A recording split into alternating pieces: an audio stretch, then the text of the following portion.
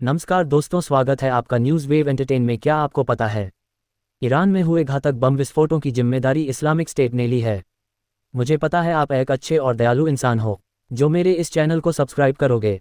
Islamic state की घोषणा अमेरिकी खुफिया आकलन से मेल खाती है, जो ये दर्शाता है कि हमला, जिसमें 84 लोग मारे गए, संभवतः समूह का काम था।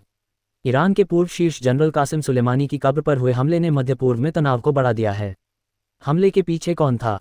ईरान के सरकारी मीडिया ने कहा कि हमलावर दो आत्मघाती हमलावर थे जो जनरल सुलेमानी की कब्र पर स्मरणोत्सव में शामिल हुए थे। इस्लामिक स्टेट ने दावा किया कि दोनों हमलावर उमर अल मुवाहिद और सईफुल्लाह अल मुजाहिद थे। कासिम सुलेमानी कौन थे? कासिम सुलेमानी ईरान के कुद्स फोर्स के प्रमुख थे, जो देश की विदेशी खुफिया और सैन्य अभियानों का नेतृत्व करते थे। उन्हें मध्य पूर्व में अमेरिका के सबसे शक्तिशाली दुश्मनों में से एक माना जाता था।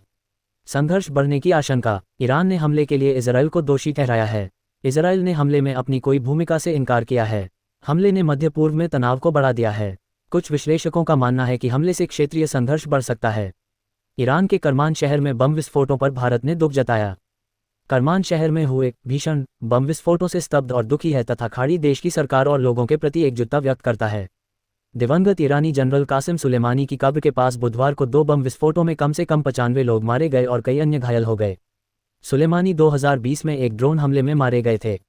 विदेश मंत्रालय के प्रवक्ता रणधीर जायसवाल ने कहा, ईरान के करमान शहर में हुए भीषण बम विस्फोटों से हम स्तब्ध और दुखी हैं।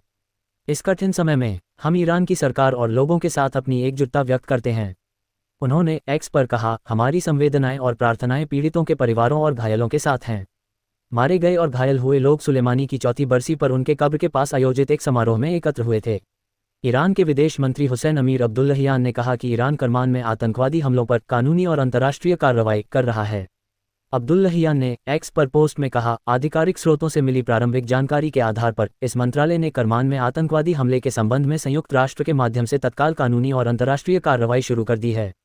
इरना समाचार एजेंसी के अनुसार ईरान के सर्वोच्च नेता अयातुल्ला सैयद अली खामनेई ने हमलों के बाद एक संदेश जारी किया, जिसमें उन्होंने दोषियों को सजा देने और घटना पर कड़ी प्रतिक्रिया की चेतावनी दी।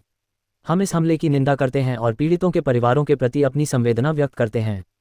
हम सभी पक्षों से शांति और संयम बनाए रखने का आग्रह करते हैं।